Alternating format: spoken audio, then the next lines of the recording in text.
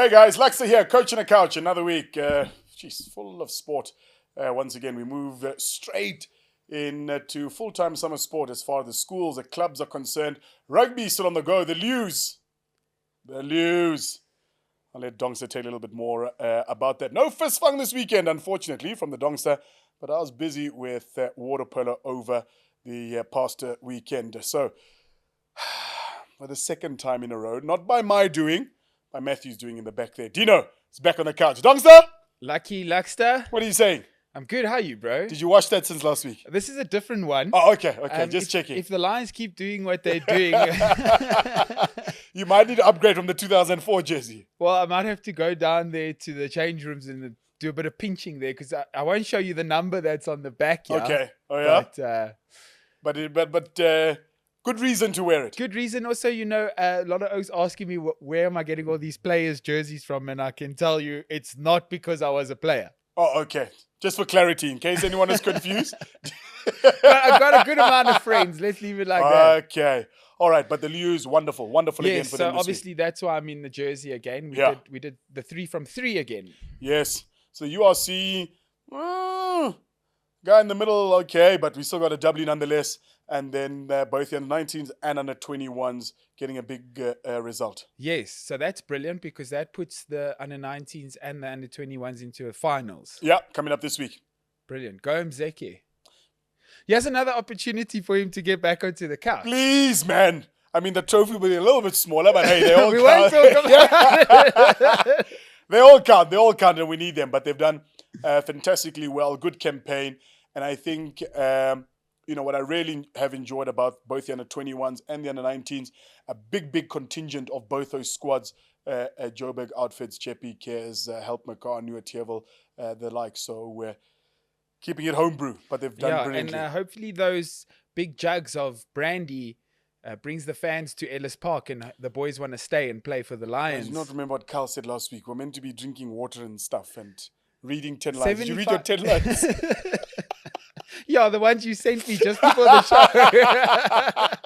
Hey, okay, so we're starting today, day zero. Day one. Day one, okay. No, it's too late. It's going to have to be tomorrow. We'll just have to support him in spirit. But while we're talking rugby, the Lions taking a win. Yeah. The Bulls taking a win. Yeah. Sharks and Stormers going down. Okay. And then the ladies? Oh, lucky. I love the game so much. Italy, wow, I never expected to see that, first of all, and well brilliant done brand of rugby, for the win.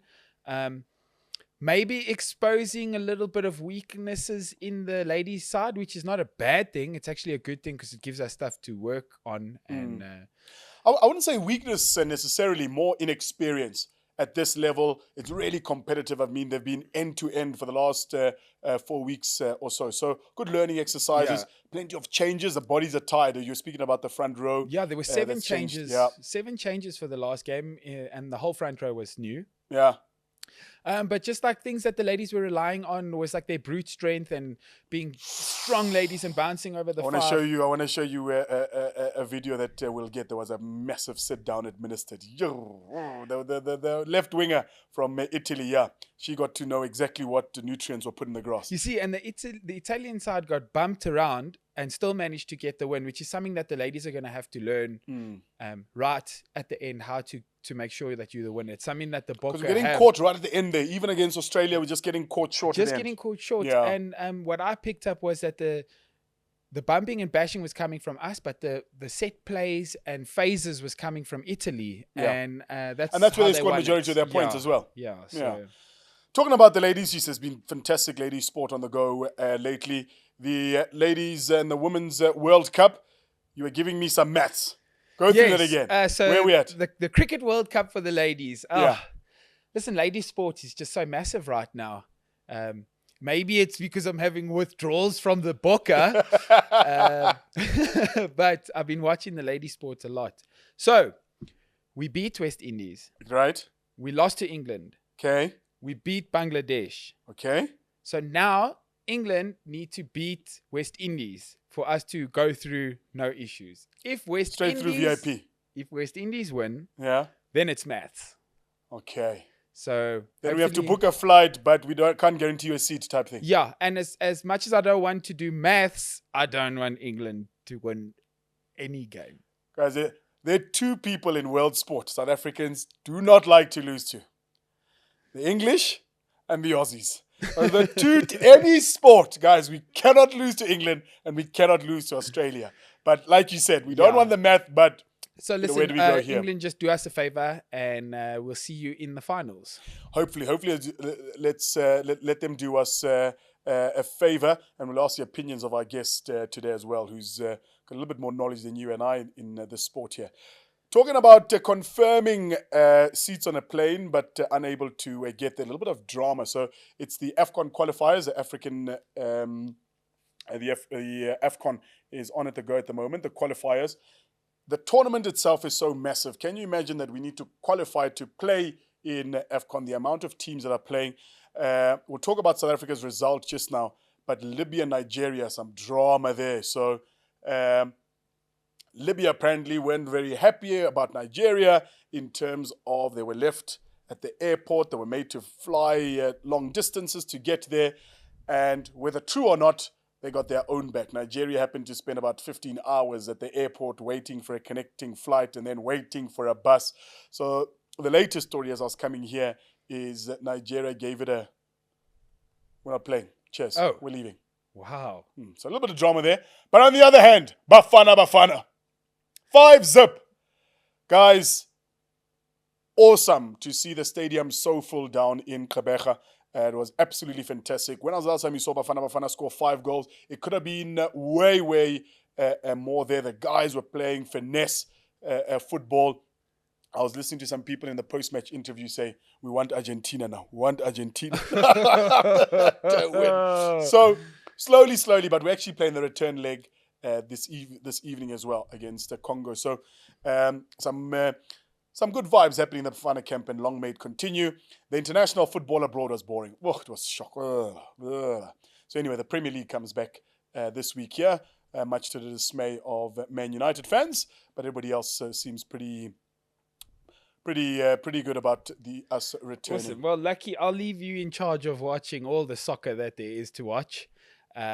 This past weekend, we had a South African boxer who managed to win an international belt. It was the IBO super featherweight belt. It was Tanaka versus Kafu, the South African guy. I'm sure you've seen him with the purple hair. With the purple hair, yeah, I saw that. Yeah, he did a lovely job. No grit and gore this time around, I saw. No, boxing, it's more of an art. But I'm sure he had a headache after that as well. So, did he go around the ring a little bit? Yeah, so, I mean, he knocked down he fought a Japanese guy in Japan. So that's already massive. And then he went all 12 rounds and he managed to knock down the Japanese guy in like the 6th round.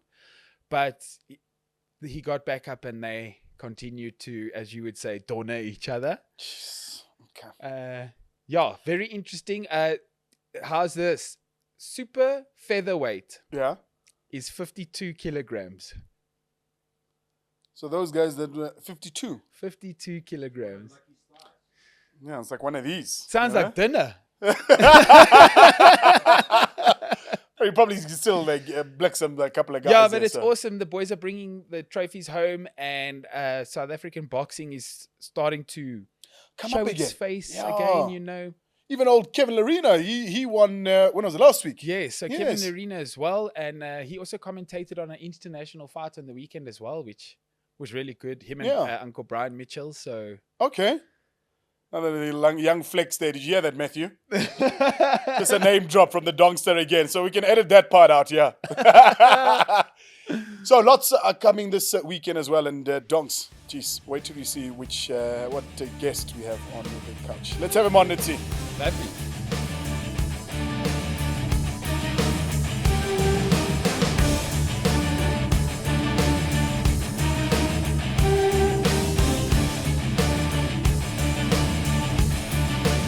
Mr. Mike Boucher. Luxter, how are you?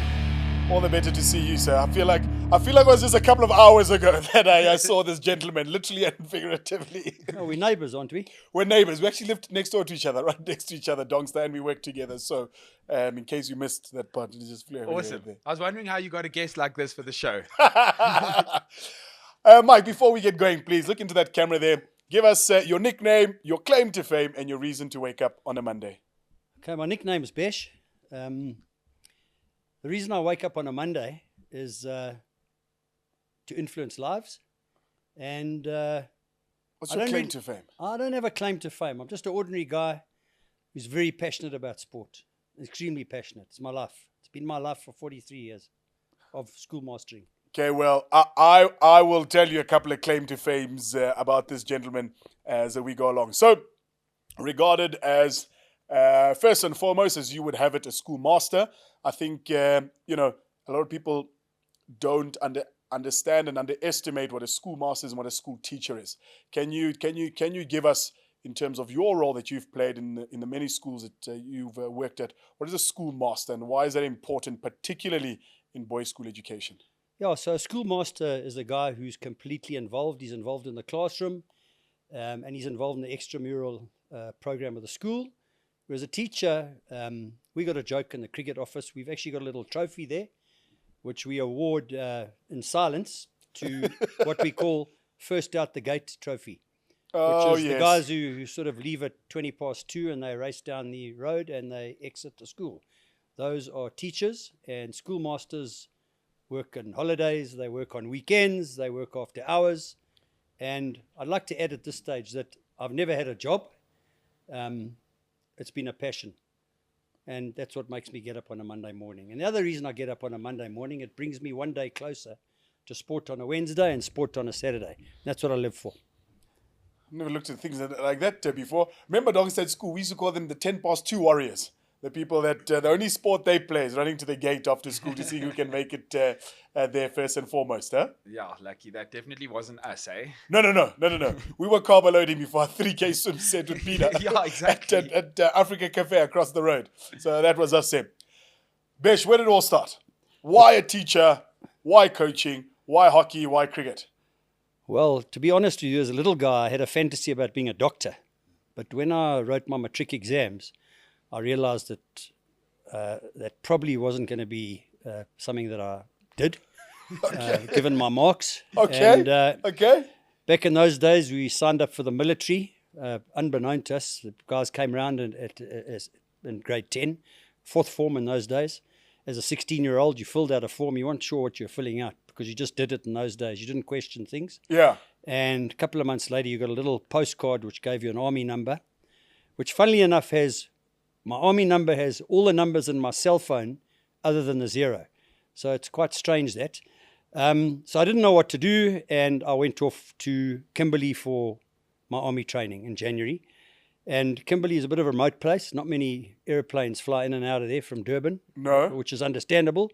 And I thought, if I can get to Bloemfontein, which is 120 kilometers closer, I'm going to do that. So the Parabats came along to Kimberley, and they said, anyone... The Parabats are the parachuting guys? Yeah, the guys who jump out of planes. Were you one of those? I was one of those. And yes. They said, get on the road and run a 2,4. And if you get into a certain time, we'll interview you and see if you've got the character to actually join the parachute battalion. So did the necessary and ended up in Bloemfontein. Phoned the old lady and said, listen, I've moved from Kimberley to Bloemfontein. She said, why'd you do that? I said, well, it's closer to home. What are you doing in Bloem? I said, I'm probably going to be jumping out of airplanes quite soon. And there was a dead silence on the other side. And the rest is history. Yeah, I did 12 jumps, managed to escape the 13th because I'm a superstitious kind of guy. And I got something out of the Defence Force. And then I went to Rhodes University, failed 2 subjects in my first year. My mother pulled me out of there and said, what are you doing next year? I said, I'm going back to Rhodes. She said, nice try. You failed one of your majors. You're going to go and get a job. I said, okay, well, how do you go about that? Anyway, she found me a job at the Department of Community Development and of a salary of 175 Rand a month, of which I was clearing 125. She said, where are you going to stay? I said, I'll be staying at home. She said, will you be eating here? I said, definitely. Sleeping? Yes. You're going to use the lights? I said, yes. You're going to use the bath? We didn't have a shower? I said, yes. She said, in that case, you'll be paying 30 Rand a month rent. probably the biggest lesson I've ever learned in my life. And at the end of that year, she asked me what I want to do now. I said, I want to go back to Rhodes, because it was like I thought I'd died and got to heaven when I went to Rhodes. And she said, who's paying? I said, you paying? She said, no, you've had your chance. We're going to go to the bank and we're going to borrow money against the house that we lived in. And for the next 4 years, I finished my degree, did an honours degree. Jeez, they bet the teaching. house on studies. That's a big bet. It's a big bet. That's a big bet, huh? Very big bet. So there was a bit of pressure there. I was I getting... should hope so. Either you pass or you're sleeping on the street. I mean, you Yeah. got 2 choices here. 100%. And surviving on 20 Rand a month pocket money in those days. But in those days, if you went to the movies in Grahamstown, the front 4 rows were 12 cents. And the rest of the movie house was 40 cents. And then it went up to 25 cents and 52 cents, and the whole of Grahamstown started. Can you imagine 20 Rand a month, Dongster? The guy, the traffic lights, you give him 20 bucks, you look at you like, well, what do you think this is? That guy needs to work for 1 hour to be sorted for the month. At least. Yeah, so the funny thing is you get by on that. Yeah. You could have a really good time. You could keep petrol in your car and you'd have a good time. So, yeah, I took a bank loan out against my mum's name and her house. And for the first 4 years of teaching on a salary of $675 a month, I was paying the bank $350. So it was a big lesson I learnt. But where did you start teaching? When? Where? At Maritzburg College. At Maritzburg. I was actually posted to teach at DHS, my old school.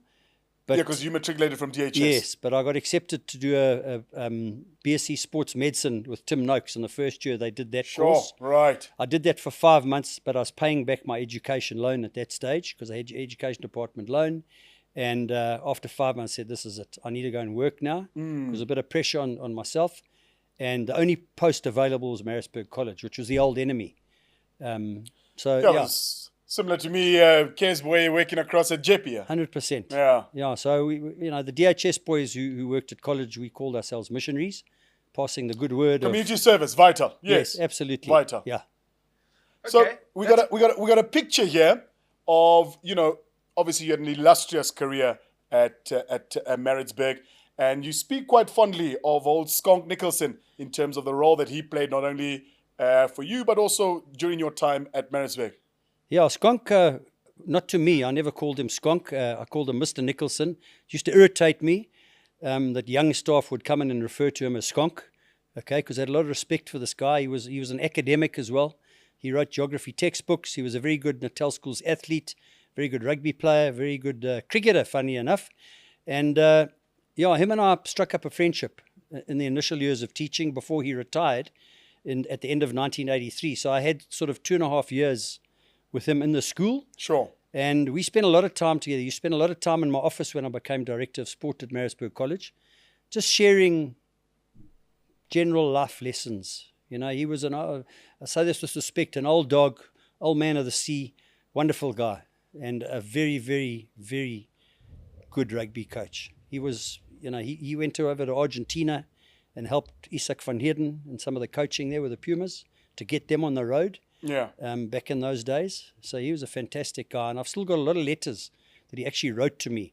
And he gave me a lot of literature, books, sports books that he wrote in and gave to me because he knew how passionate I was about sport. So he was a great guy. Mike, just before we go too far away from your high school days, what was your sport of choice? My sport of choice was actually in high school, hockey. But in primary school, cricket and rugby, okay? Because I went to DPHS. There was no hockey at primary school in those days. And I wanted to play hockey. And to play hockey at DHS, I had to get a doctor's certificate saying that I was unable to play rugby. And I got some story about I get very bad hay fever. So the dust on the bottom of the field. I thought the doctor's note was going to say something about your balls. No. I actually played a couple of games for the DPHS first team at primary school. So I enjoyed my rugby, but I wanted to play hockey specifically. And I'd played Natal Primary School's cricket, funny enough, and then carried on with cricket at high school and was ditched the rugby. hockey a big thing then as well? No, it wasn't a big thing, funny enough. It was all about rugby, and hockey was a very poor cousin. One had to justify one's existence. We didn't have a hockey field on the premises. No. See, and the thing is, guys like us, we tease the hockey players, but I'll tell you one thing, you won't find me on a hockey field. Those guys take some real beatings. And that ball is much harder than a rugby ball. Yeah, so I've done some crazy things on the hockey field. Oh, yes. Which I don't coach this. I don't coach this way, but one can be taken advantage of on the hockey field, and one's got to make one's own luck.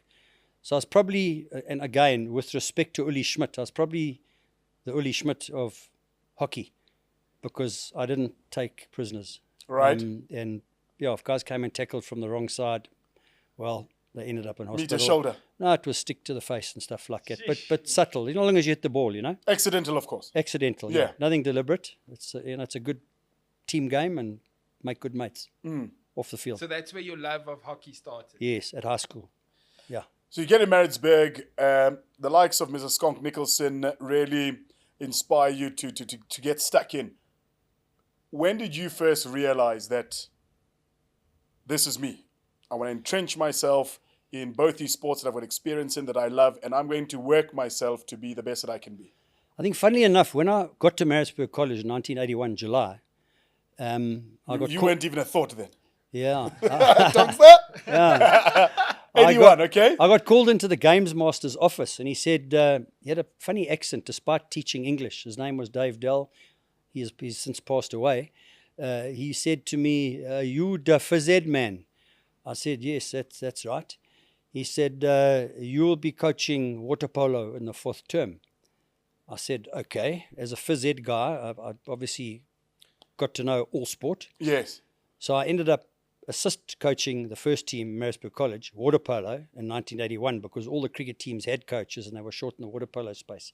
So I only started coaching cricket in 1982, where I spent 11 years doing an under 15A side, actually cutting my teeth and learning and making mistakes, etc. Right. Which is, I think in today's times, guys want to be at the destination before they've actually undertaken the journey. Yeah. So that's, and I wanted to be the best version of myself I could be. So I was very hungry for knowledge. Obviously no Google, no internet in those days, but I would find myself in conversations with people and sponging information. Well, you had to conversate because otherwise you'd be lost. Yeah. So I took as much knowledge, and I was lucky enough in 1989 to go to the Plascon Academy for a 4-day camp with the likes of Hilton Ackerman, Mike Proctor, and those guys as coaches. I was a junior coach. And funnily enough, sitting amongst the junior players there in those days was Gary Kirsten, who stood up and said, what I really want to be is a first-team cricketer at UCT. And Herschel Gibbs, who was a youngster in those days, who a couple of years later I actually saw playing for the SA Schools rugby He was side. a naughty guy, that one. Yeah, Herschel, he played fullback and centre for Western Province. Well, he actually played fly half for SA Schools. And yes. I was fortunate enough to be at the test match when we played those 2 test matches in 1992. Right. So we played the All Blacks at Ellis Park, where there's a lot of controversy because the guys poured out the old South African flag and Louis Late was involved. And then the next weekend, Newlands, Australia. And we were down there for an interprovincial hockey tournament, and I was coaching the Natal men's side then. So we took the guys along to Newlands, and the SA school side played SA 19 that day, and South Africa played Australia. You had Michael Liner at fly half, you had Naspoorter at fly half, and you had Herschel Gibbs at fly half. The best fly half on the day, Herschel Gibbs. He seemed to be the only guy who was playing with a dry rugby ball. And in those days, as you know, the rugby balls were leather. While we're throwing these big names around, here's a picture of you with Miller. Yeah, that's Dave Miller. Funny enough, he was at Maritzburg College. He was offered bursaries to all the schools in Natal, full bursaries. He ended up at college on, we didn't give 100% bursaries there, but he came. And I actually put him into the first cricket team as a 14-year-old. And so grade 8, he was playing grade 9. It was started grade 9. He was still 14. And his first game was against St. John's, and strangely enough, the opening bowler for St. John's was Scott Spedding, who ended up playing fullback for France. Yes, for France. And Scott was a very quick, aggressive, grizzly matric boy. And the first ball... He was short and quite stocky, he was, Scott Spedding, yes. Yeah, very strong. And the first ball he bowled to Millie hit him in the ribs, and I felt it in the change room. I thought, geez, have I done the right thing here? You've ended a guy before he's even started. Yeah, ended before he's even started. And, the rest is history. He played for 4 years and scored thousands of runs. And I think he probably underachieved at school because I think he used to get bored with the opposition, with the bowlers. And he took a lot of risks at school. Quite a naughty guy too. Explain. Yeah, no, naughty guy. He was in my hostel, Hudson House. Bunked out in February of his matric year. He was a prefect. Got caught, got a 6-week gating. Okay, we didn't have weekly boarders there. Got a 6-week gating. The old man, Andrew, hell of a good guy, wasn't happy about it. And they made a pact that he would never do that again. But come October that year, the guys bunked out again. Look how long that lasted, huh? Yeah. Sort of 8 months later, they bunked out again, got caught again. It was actually quite funny. I went out for a morning they run. got caught 8 months later. Again. Yeah. Doesn't mean he didn't bunk out No, before in between. that. No, They got 100%. caught, yeah. Got caught. Operative word there, Yeah, yes. 100%, 100%. I like a nice, naughty guy. You know, these guys weren't vindictive. But the way these guys got caught is that they took a few banners down in town. Some of these flappy things and these triangular things that you see on the side of rugby fields, and they lined the Hudson Highway, which was the road that went past Hudson House. Oh. I thought, there's something going on here. I walked into the head of house's room, and there was a guy sort of passed out on the floor, and he wasn't a guy in my hostel. So I kicked him, not hard, and he was in his underpants, and he jumped up, and I said, what are you doing in here? And he was not really compos mentis. I said, get back to Clark House. And he started getting dressed. I said, there's no getting dressed here. Pick your stuff up and get out of here now. And the rest is history. Those guys they actually got kicked out the BE, the hostel. And Miller went home and he got a bloody good hiding from his old man. And they had a little As one would, yeah? Yeah, and they had a little, he needed it. they had a little cry together. And the old man's a hell of a good guy. I was fortunate enough to go to the wedding, Dave's wedding, not so long ago.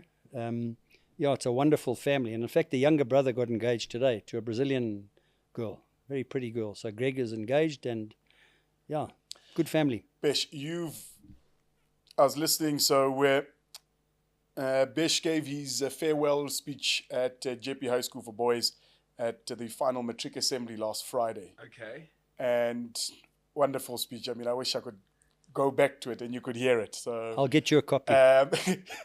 Mike, definitely make sure, if this is my only time on the stage in front of the school, I'm going to make sure people know what I got to say. But one of the things that he touched on was he calculated that he's probably impacted, and this is very modestly, over 8,000 lives in terms of his teachings, both at Maritzburg and at JP, at provincial level, at selector level, 8,000 lives that he's been a part of. Lucky, I'm a sucker for stats. You had another one earlier of how many games Mike has actually coached. Yeah, look, Mike's had a couple of games under the belt. Yeah, look, in terms of influencing lives, what I did say was that 8,000 kids had passed in the 43 years that I've been teaching. And whilst I haven't coached all those guys, I've certainly got to know as many as I can. Don't remember names. And, you find guys coming up to you 25 years later, and I'm finding myself having to say, sorry, I have forgotten your name, with respect. And then we get on with it. I got a lot of ex-pupil friends on Facebook. I'm not on the TikTok and all these other things. Hey, Jovial, we're going to get Mike on here. I'm a sort of simple computer illiterate human being. So I got a lot of these kids I still keep in touch with. And from a coaching point of view, I've coached many teams, and including men's hockey sides. And I like to think I've touched lives. I've been quite a hard-assed coach. When I had my own kids, I think I became a more reasonable person, but still a very hard taskmaster. And one of the things I say to the kids is, please don't take anything that I say personally. Yeah. If I say to you, you played like a beep, it doesn't mean to say that you are a beep.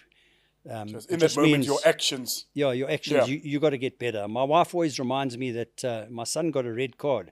First of all, my son, I didn't pick him to play for my first hockey team at Maritzburg College, even though he'd played provincial under 16A for an inland winning team, because I was terrified that someone might say, he's in the team because his old man's a coach. Old man, yeah. So I didn't pick him, and I had a delegation of kids who I had picked at my office door saying, hey, do you know what you're doing? And I sort of looked at him and said, yeah, I think so.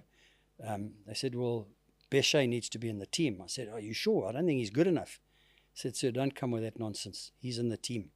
But anyway, the following year, he got a red card against Michaelas. And look, I suppose it was a bit embarrassing for me because, guys were calling him Besh and Oaks knew me as Besh. And he got off the field.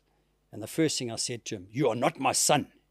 And my wife has reminded me of that since 2011. Oh. So and from that day, Besh's house had a spare bedroom and a couch. Yeah, pretty much so. That's probably why he's living in Sweden now. You know? He's but done he's a duck. doing really well. So he is a surgeon now. He's a neuroscientist. He's a doctor of neuroscience, and he is on a course at the moment in Denmark to become a perfusionist. What is a perfusionist? A perfusionist is a guy who manages an operating theatre when they're doing open heart and thoracic surgery. So he checks on machines and whatever's out is still working. That's got to go back in. That's crazy because now your son is living out your original dream. Absolutely, yeah. But paying it forward, eh? There you go. So he's still making dad proud, eh? Yeah. No, very proud. The interesting thing is I went to UCT to do medicine. Very difficult to get in there. And after 4 years, in the 4th year, they go and work in the hospitals. And he said to me, "This is not for me." And I sort of looked at him and said, "Sorry, can you repeat that?" No, I don't want to carry on with this. And all I was thinking of as a teacher who doesn't earn much is the rents. You're thinking about what your mom said. You're about to say to your own son, "Hey, Papa." Yeah, the rent's going up. And to his credit, he had found himself an opportunity. He had started, you're not going to believe this, but he had started a 2nd degree while he was doing medicine. Right. In molecular medicine. As one does, eh? And casual. I mean, he had spare time. Yeah, and he got an interest in that, and he got an opportunity to go to Holland, to Nijmegen, to Radboud University, where he did a master's degree. And then he got an opportunity to go to Sweden, to Lund University, which is it's in the top 100 universities in the world, and very first world stuff, cutting edge stuff. Sure. And when you do a doctorate in Sweden, it's actually a job, it's a salaried job.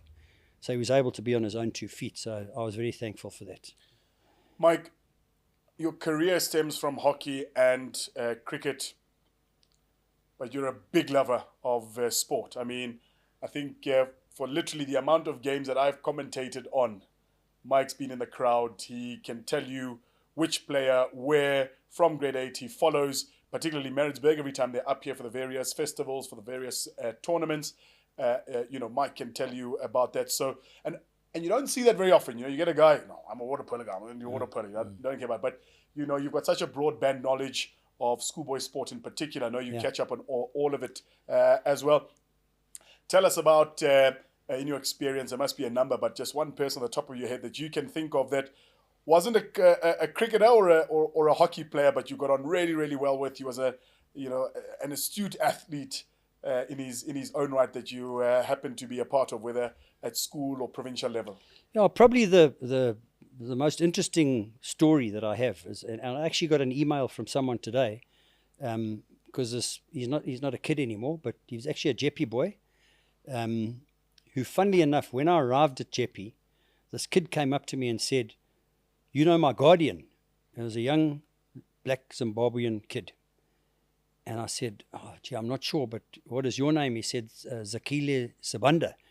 I said, "No, I don't know anyone by that name, but pleased to meet you."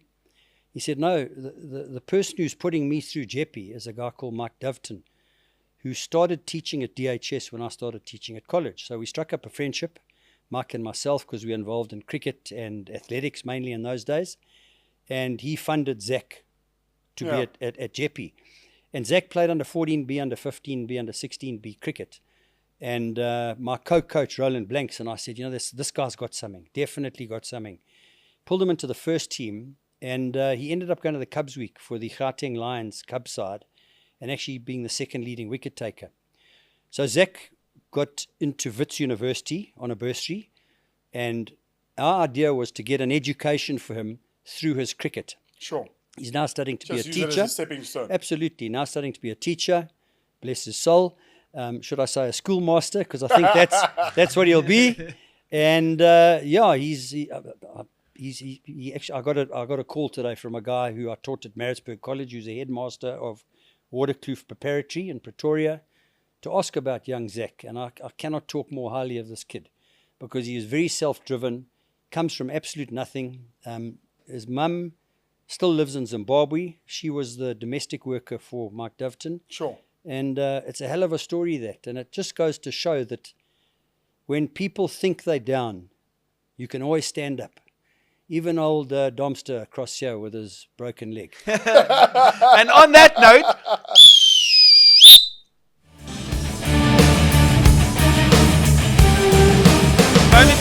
waiting for?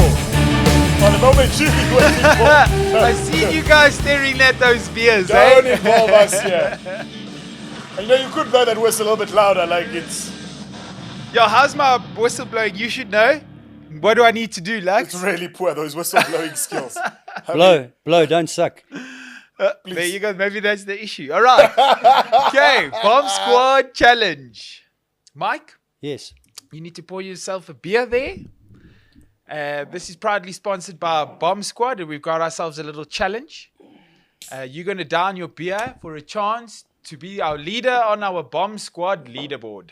Jeez. Well, the official one, because there are some of us that are unofficially excluded. Don't mention why. Can I speak? Yeah. How can you put me in competition with Luxter? When I look at Luxter's legs, you're talking about the flyweight champion or whatever that guy was, and Luxter fills up from the bottom. If you look at his legs and my legs, could be quite a tough situation. What actually happened is Luxter has done a down, but we had to DQ him.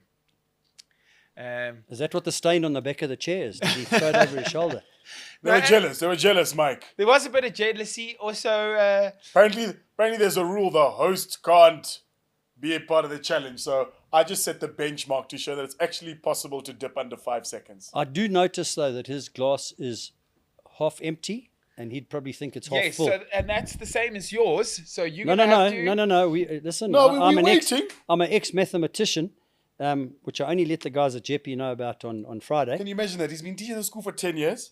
He's been in the LO department. He's been chill there. We've been looking for maths teachers. And then the last assembly, Mike's there on the thing, says, yeah, anyway, part of my qualifications, I'm a qualified maths teacher. For those that don't know. But lucky But I'm out. Do you want to teach maths or do you want to be on the cricket field? Yeah, look, Easy solution. Actually, I've got a bone to pick with the cricket works, eh? We'll get into that. Let's do the challenge. So, Mike, top that beer up for us. jeez. Yeah, no pressure, Mike. I mean, Dino's been just listening to your tales of Maritzburg, and all of a sudden now he's quick out the blocks, sir. Very quick out the blocks here. That's because I'm dying for one of those. Oh, are you? So you're just going to live vicariously through Mike? Yeah. Okay, fair enough. Don't die. Right, Okay, what do you so do? Sitting down, eh? Yeah, you're gonna do it sitting down. There is no countdown. I'm just gonna blow the whistle, and then you get stuck in. Okay, have you got a calendar? Do you know that I'm a pensioner? So what? You want some discounts on that? No, not Of course, a discount. Look where the marker is. It's below the marker already there. No. I don't want I a think- discount. I I don't think want a we're good discount. there. Okay, Good well, there. let's just Okay. head it back. So no, wait. You wait Okay. to hear the whistle, and then you go for it. Okay, you ready? hang on. Is Yeah? this the same whistle that I heard on Saturday at the Jeppy swimming pool? No, that's my whistle, just not the right lips No, there. okay. I was just wondering if If it it was a that bias whistle, then yes. Yeah, okay, I understand. So there's your timer there, Mike, on the whistle. Okay. Oh, Yeah, it's looking good. it's looking good. Hey, 880. Okay, That's faster than our stick. that's almost twice as fast as the stick there. 880, that sounds like my maths mark. So how was your beer? Very nice, thanks. I would prefer to drink it a little bit more gentlemanly, but There's another no, one there, please. yeah, I'll Help just yourself whilst I get us up here. So I'm sure So the proxy in the back. Carl Kesem will really appreciate the fact that he can disappear here. yeah. He's doing a petition. I'm online telling to you, see when he watching can come back. Carl watching What the Fluff put that time on his name is giving him nightmares. So, here we go. 4th place now. nobody remembers who came fourth.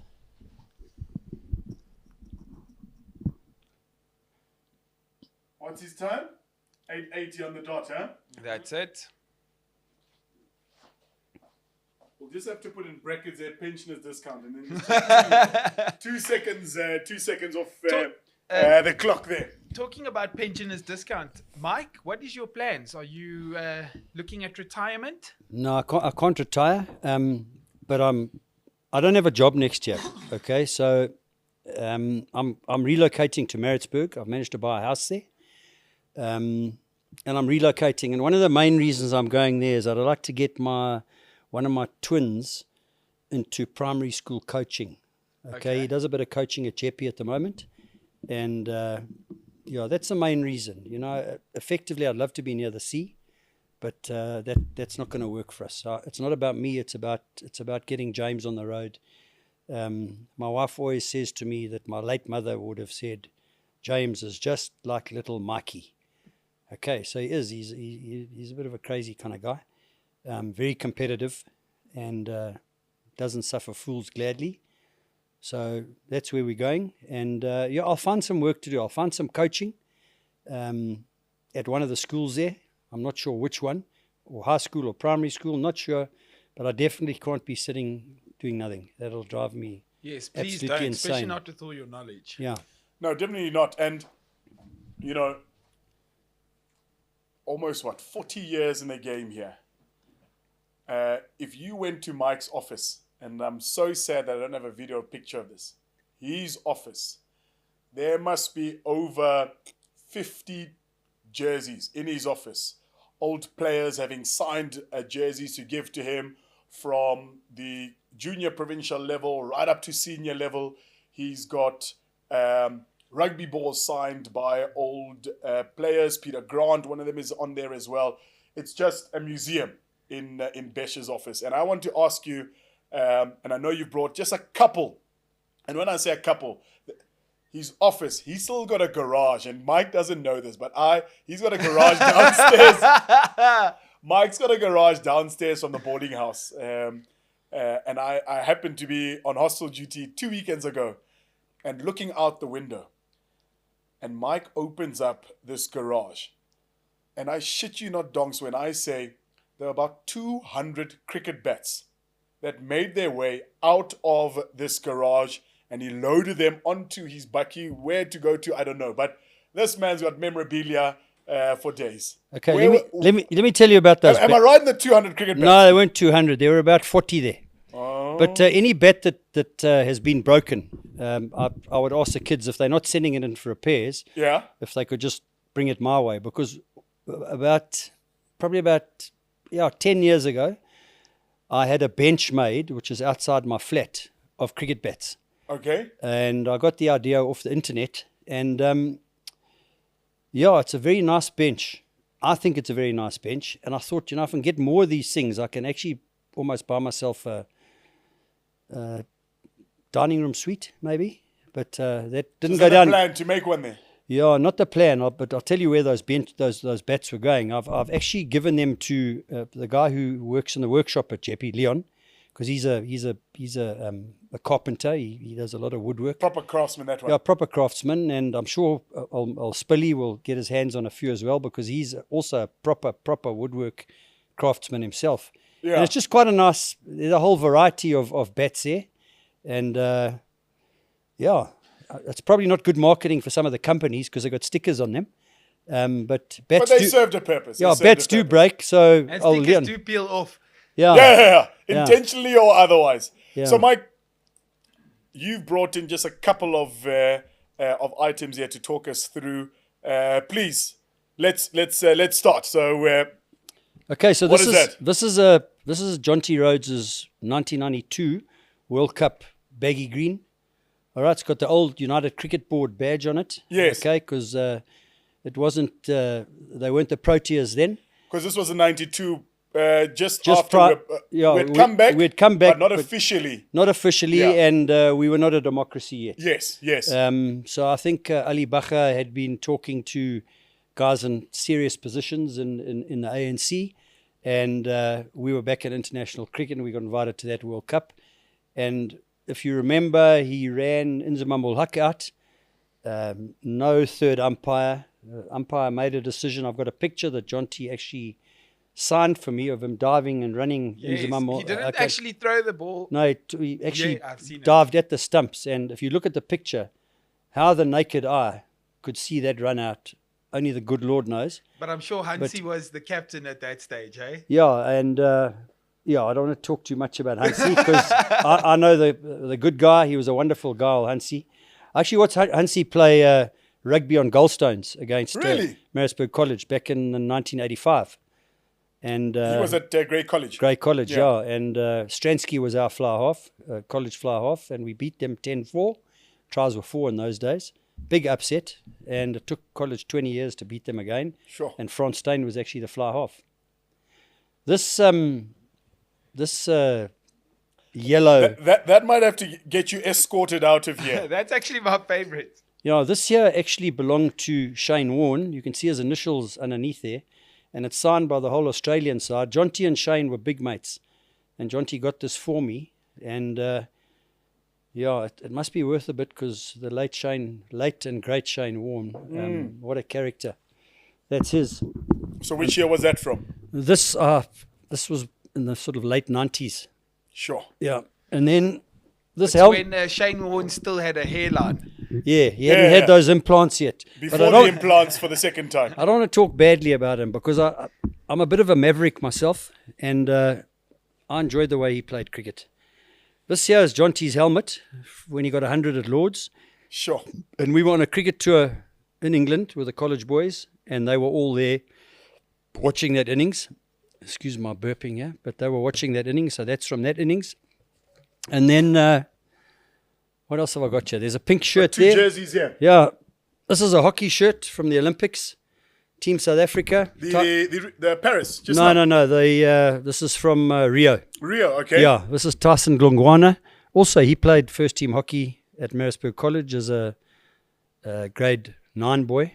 All right. He now lives in France. And then this shirt here is just a Pink Day shirt that Dave Miller gave me. Oh, Miller time. Awesome. Yeah.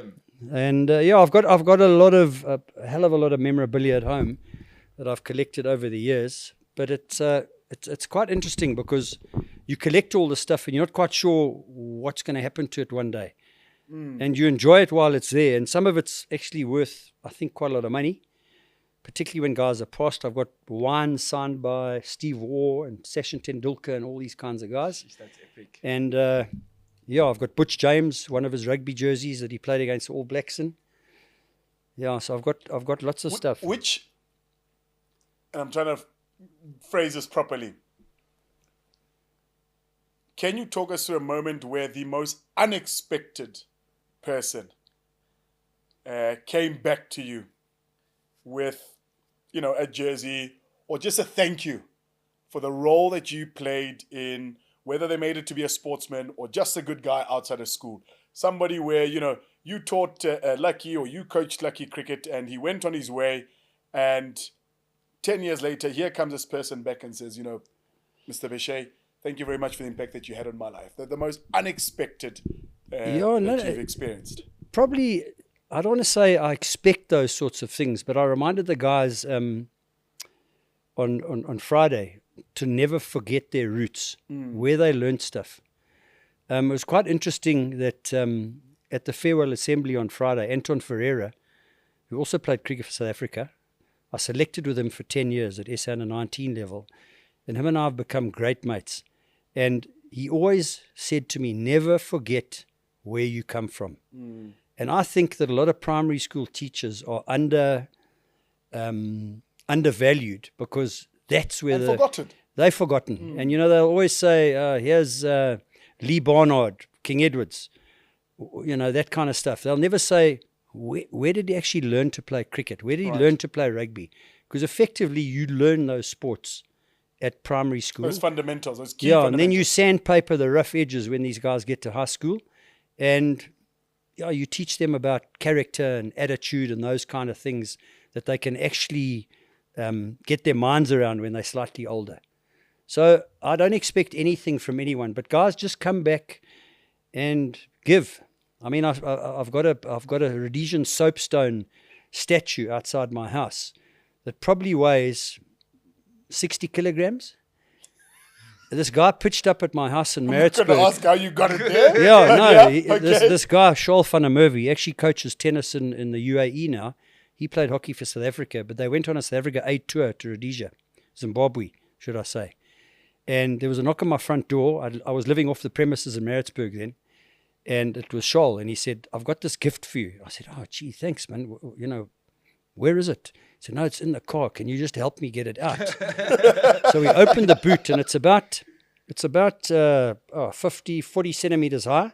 And it's Rhodesian soapstone. It's as heavy as hell. And it's been carved out. It's a guy playing hockey in this piece of stone. Right. And it sits there, and obviously it'll come to Maritzburg with me. I'm not sure who's going to lift it to put it in the removal van, but it's damn heavy. And that was a complete surprise. But the guys generally come back, and you know, they want to sign something and say thanks for putting me on the road and that kind of stuff. I had an interesting conversation.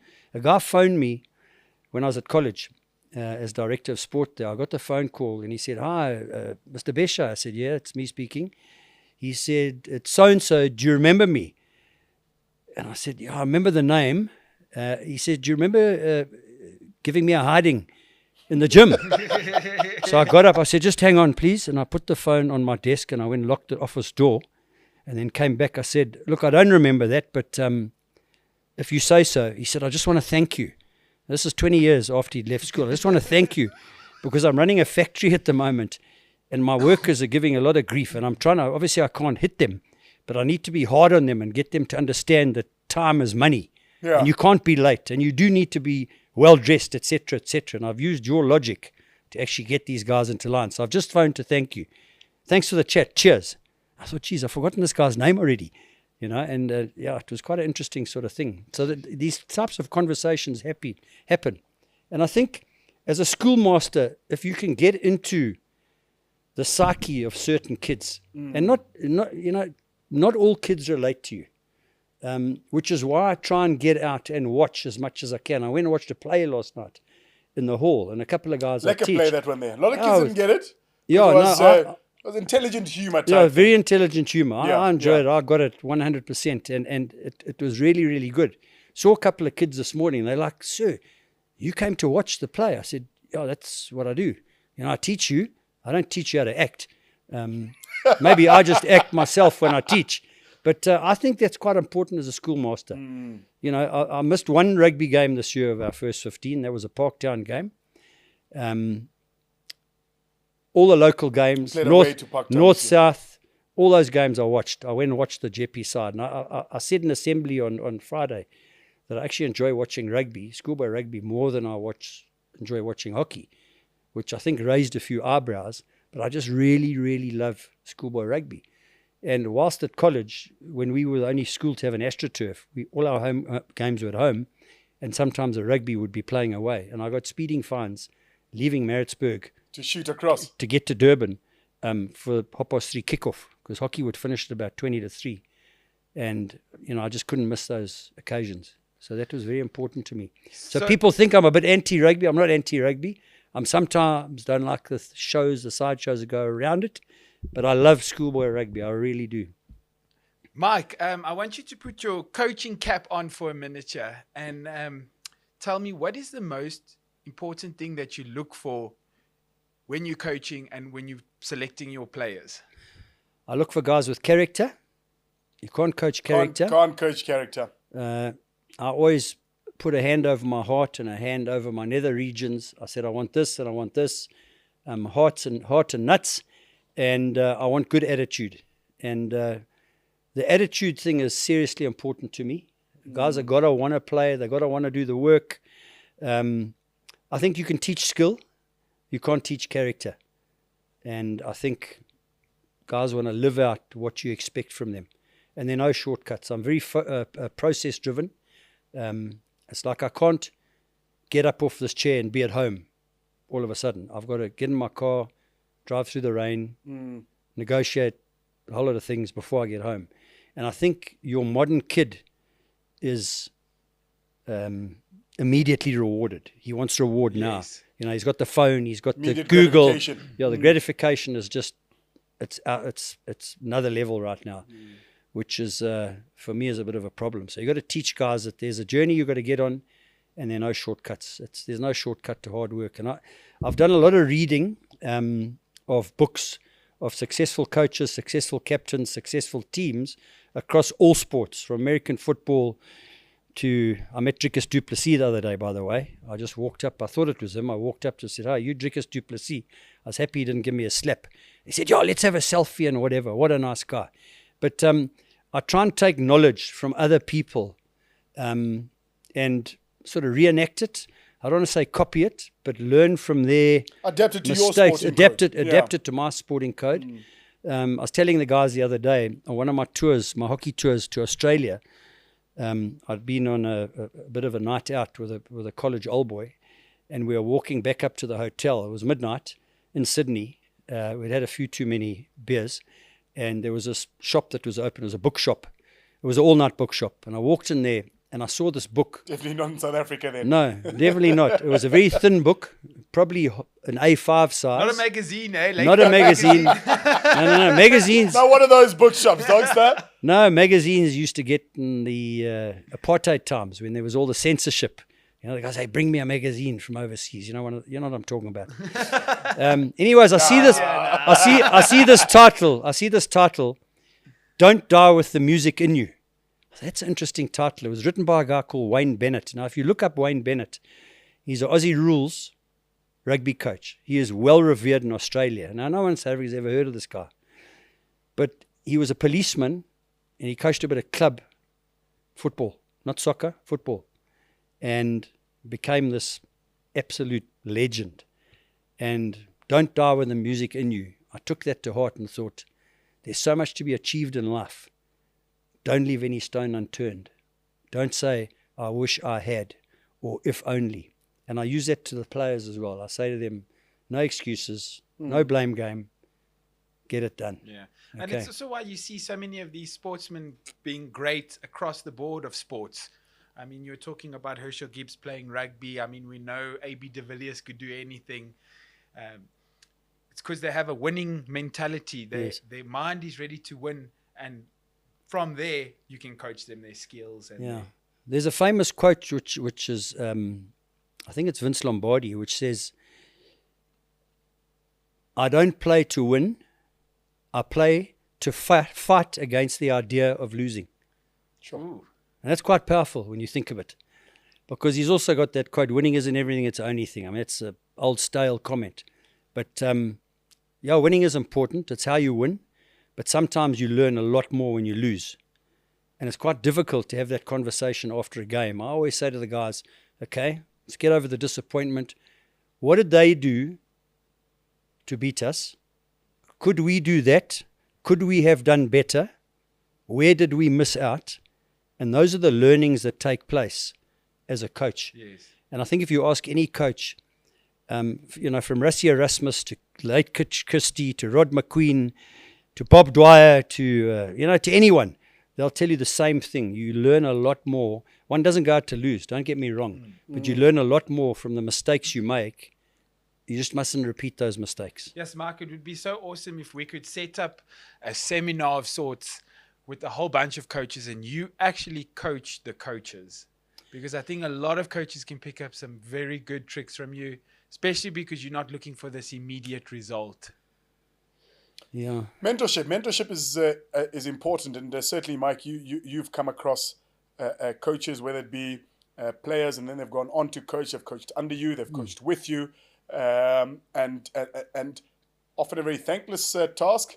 And sometimes you don't realize you're a mentor to this person because it's not like "Hey, I'm signing up to be your mentor" type thing. So I'm sure you've had some wonderful experiences in that facet, and just the lives that you've touched, and just the joy, the happiness that you've brought to learners, both inside the classroom, outside the classroom, to colleagues alike.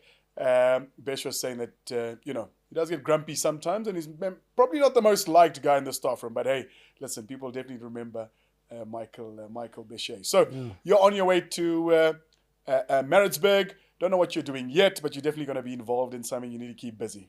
Yeah, I'd like to do some mentoring, to be honest. I think one of the frustrations I have is that people have got to want knowledge. I'm not going to impart knowledge if people don't want the knowledge. Sure. You know, Wayne Bennett in Australia doesn't come to me and say, hey, read my book. There's something in there. I go out in search of that. And I think one of the key things to growing as a coach is the hunger for knowledge. There is so much knowledge out there. And I know, you know, hardcover and softcover books are probably a thing of the past, but I've got a library of about 500 books at home, some of which I've read a number of times. I've got a book on my desk called Champion Minded by Alistair McCaw. The chapters are 1.5 to 2 pages long. And with respect to the guy upstairs, that's like my Bible. I take readings out of that all the time because, to be honest with you, I want to be champion-minded. You know, I want to get to the next level all the time, despite my old age.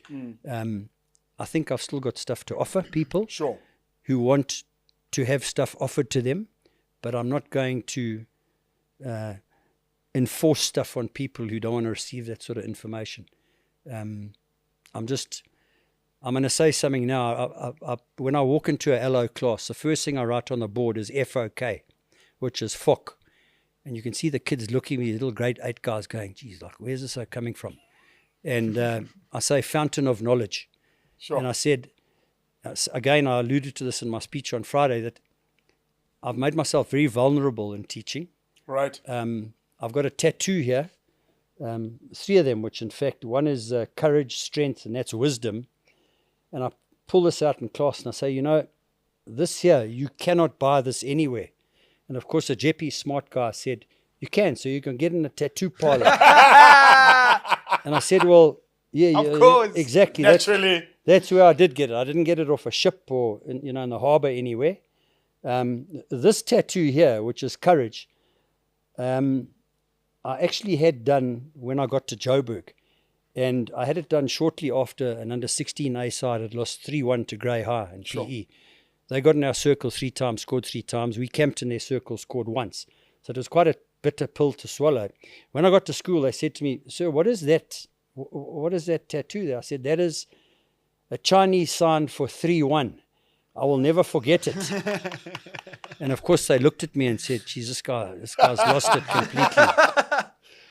I've got another tattoo, which I'm not going to show you now. It's on my hip here. Yeah, please don't. No. We played a cricket match against King Edward's, funny enough, and I said, you'll never beat these guys. You've got no chance, because they had Quinton and a whole lot of SA under 19 players, and somehow we beat them.